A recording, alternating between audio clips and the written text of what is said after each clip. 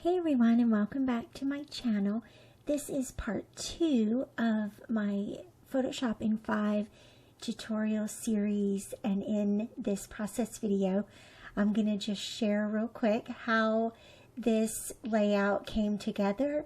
This is a follow-up to the tutorial video where I shared how to create these scalloped pages in Photoshop and then to bring them into Silhouette and have the Silhouette cut them for you. And so you can see how those pattern papers turned out, the layout that I previously did, and then also the full page photo here for today's layout, the traveler's notebook insert that I use for journaling, and some of the stickers from the Hearth Hollow digital collection from Traci Reed designs that I'm using for this layout. And so the first thing I'm going to do is adhere the 2 scalloped pages front to back. One thing I did want to say is if you are trying the scalloped edges, make sure when you bring them into the Silhouette that you have them sized the same so that when you adhere them, the scallop edges really do match up, because if it's just a little tiny bit off, then one will show behind the other. So here now you can see how those 2 pages go together. They worked out really well. I had just a little tiny bit to trim off there.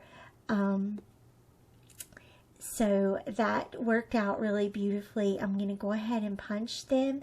And also notice how on today's layout, how I placed that ribbon onto the pattern paper. And that tells me exactly where the journaling traveler's notebook signature will go. And this signature is sized down a bit, and I also cropped off a section of the left hand side, but I liked how it created a neutral space for the journaling to go and allows the story here to pop. It allows the journaling to pop. And one thing that I love about taking really simple snapshots like this and then scrapbooking it pretty close to the day of creating it is that it allows you to journal in the moment, and it gave me a great space to journal just where I am today in this moment. And then also sort of look forward to what's coming in the upcoming months in fall, in the month of August, with back to school, getting back into a routine, a little bit more quiet.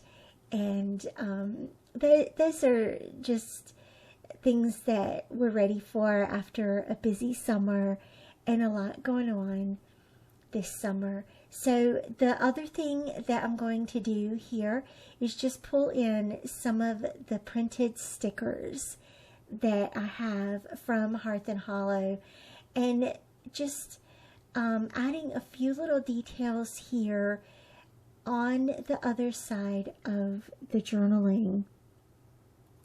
And I'm keeping it really simple.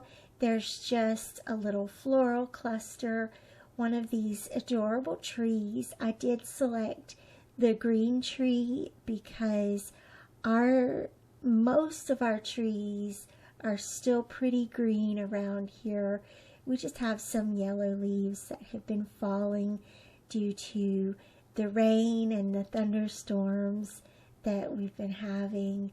And I truly am thankful for that rain. I know that we've been really lucky that it's just been rain, and it's been a good amount to keep the earth green, I hope. I know some aren't so fortunate right now. I am going to add this little craft paper tag here. This is one of the elements in the digital kit for Hearth and Hollow. And I printed it out just as it is, and then added a little rectangle of one of the solid papers on top with the Happy Autumn words.